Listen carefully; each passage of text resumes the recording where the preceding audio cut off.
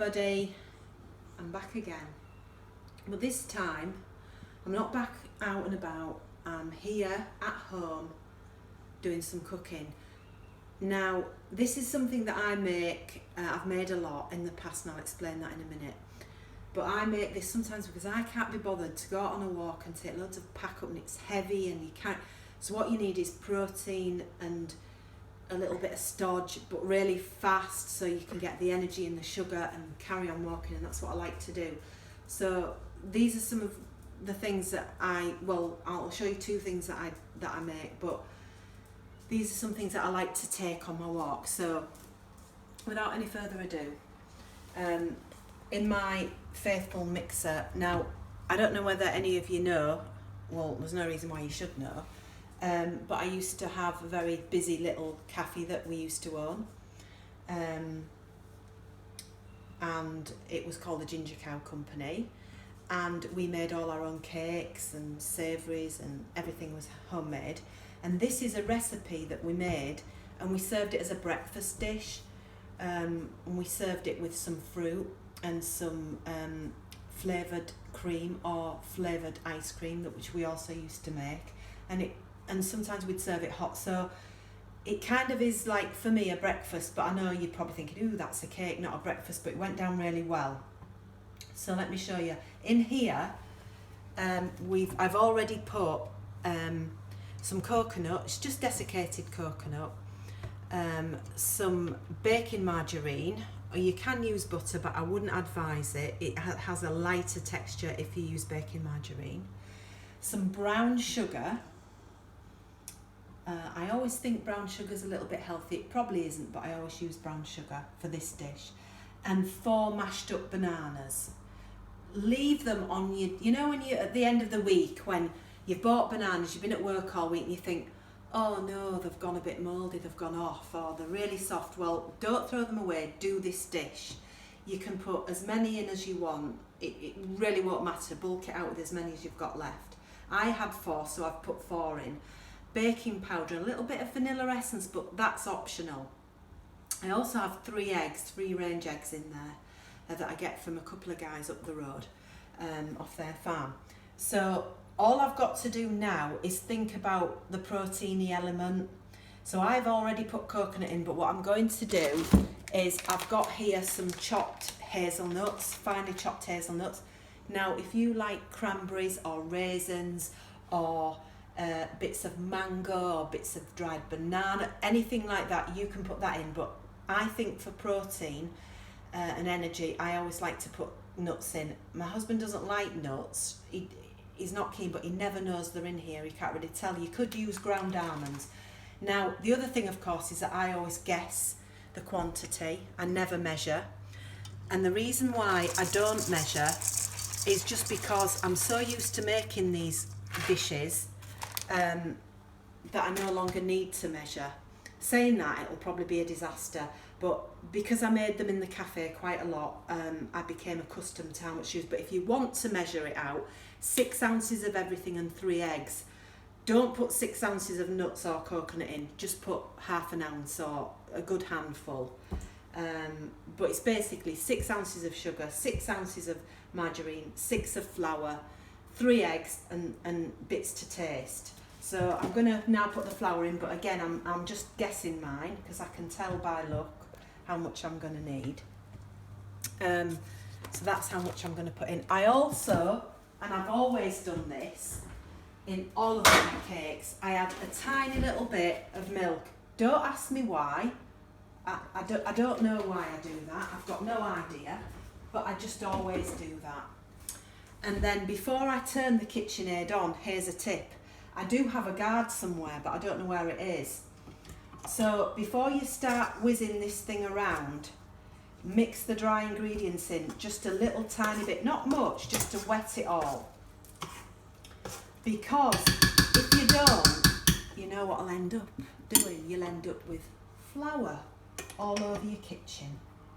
So there's a little tip for you. This is the attachment I use for cakes in the KitchenAid. It's got a rubber end to it, The one I got with the KitchenAid was just plain with not this attachment on, and it doesn't catch all the flour. So I invested, and this was the best investment I ever made. I used it every day in the cafe. So here we go.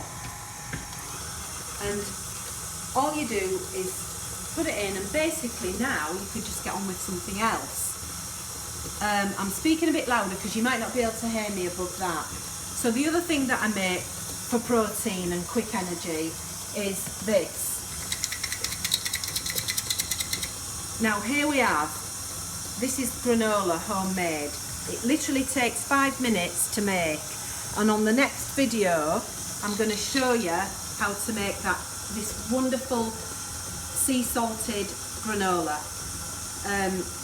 You can have it with fruit and yogurt, you can have it with milk, you can put it on top of other things, pancakes, various other things, or you can just put it in a pot and snack on it. And next time I'm going to show you how to make that.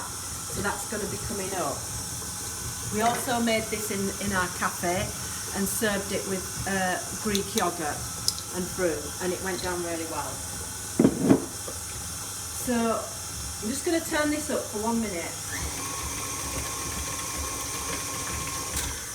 Now I'm going to stop it. It's too sloppy, and the reason for that is because I put 4 bananas in because I didn't want to waste any, so I'm going to add a little bit more flour to get this thickened up a little bit. You can tell by feel and texture.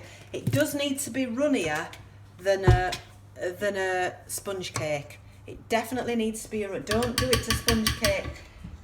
It can be runnier. It's more like a batter, like a muffin batter. And here we go again. And that's better.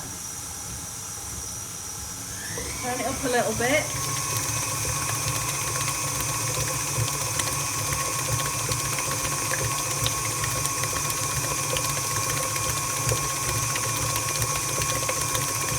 Now, as you can see, it's a better consistency now.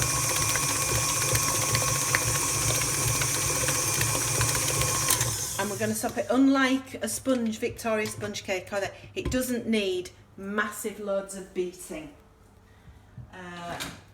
and lifting. It can be quite dense, but that's okay because we're needing it for walking and we're needing it for energy. So we're going to give it a little scrape round like that. And then what we're going to do is we're going to pour it into our pre-prepared